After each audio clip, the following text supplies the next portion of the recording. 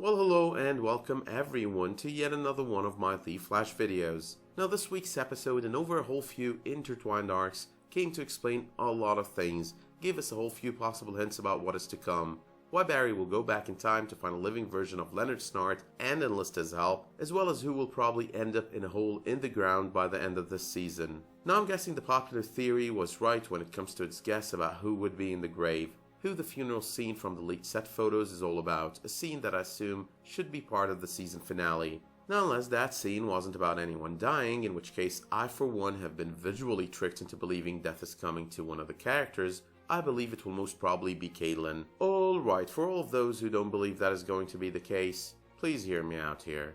On my video about the finale theories based on the set photos and leaked footage with Nora Allen and the whole goodbye scene, it was almost pretty clear if there was anyone we would be losing before the season comes to an end, it would probably be Caitlin. Considering that particular scene seems to be the ultimate scene of the season, post defeating Savitar and post any funerals coming into play. The leaked footage as well had every single character from Team Flash except for Caitlin. MikeCourt13 commented earlier on one of my videos stating Wally isn't in the funeral scene. Well, Mike, if I'm not mistaken, this scene from the footage, and as I mentioned a moment ago, should follow that funeral scene rather than precede it, hence informing us of who ends up alive and who ends up dead.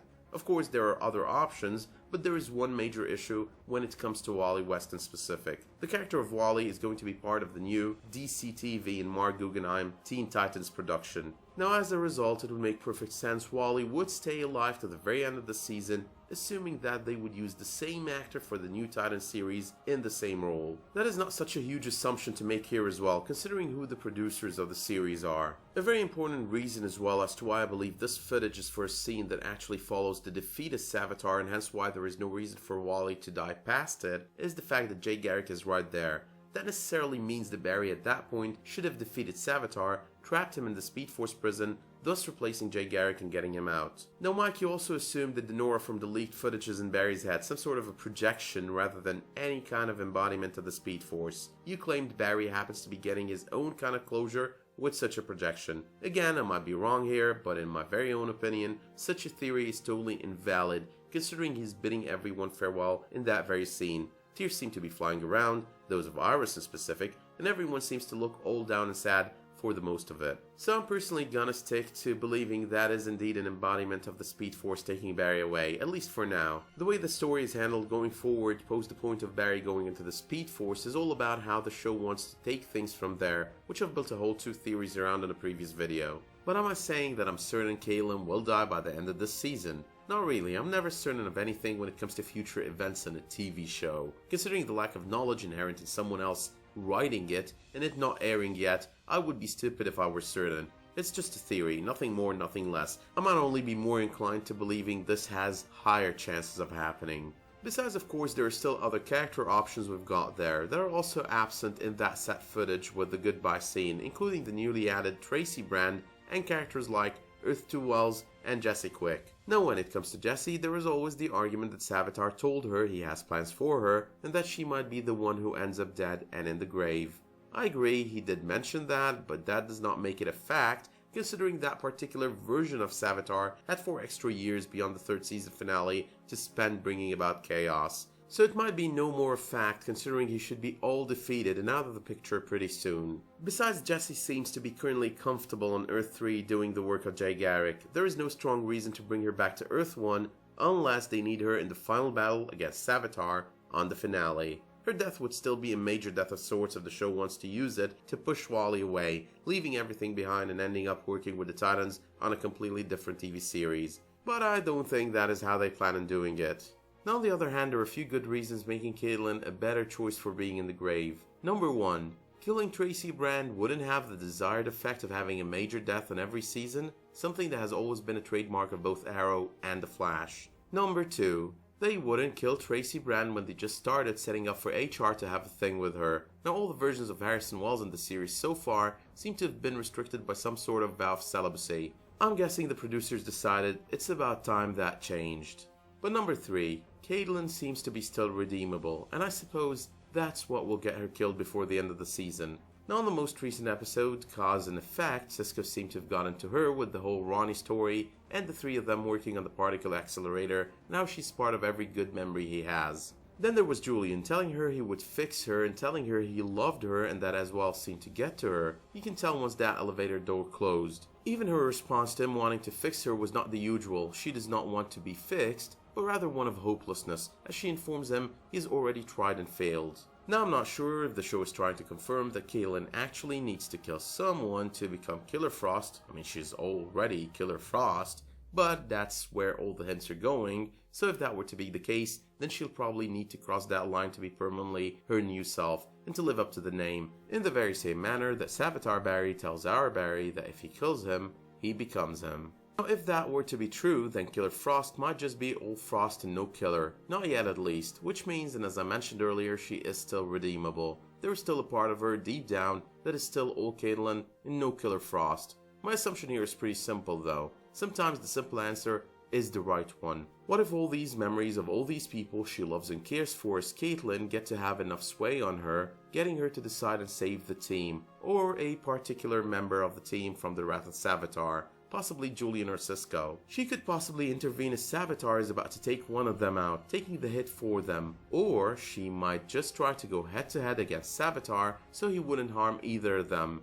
which we know would possibly have one outcome, her defeat and possible demise. Not only relaying my theory on past events including this week's episode, so it might end up being wrong and it might end up being right. After all, it's just a theory. But on the subject of being right or wrong, or a mix of both, how about that reveal of how Barry became Savitar? So I was right about one very important part here. Barry is not the Time Remnant from the second season of the show. The problem with that theory from the get-go was that we saw that particular Time Remnant die.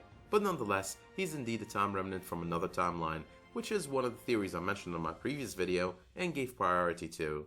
So 2056 Barry might have been warning everyone about that Time Remnant as Cisco believes rather than warning them about himself. Now a bunch of fans initially built their theory over who Savitar happens to be on the fact that H.R. Wells and Jay Garrick know about him, so they thought he should end up being revealed as one of both. No harm in having a theory, I could have been totally proven wrong about Barry. The issue here though is that once the reveal was made around 10 days ago, some still insisted that Jay Garrick still had something to do with it, considering he lied about Savitar's origins being the first man to be granted speed. The man clearly stated is more of a legend, a myth, a story he has heard and that has been known to speedsters over time.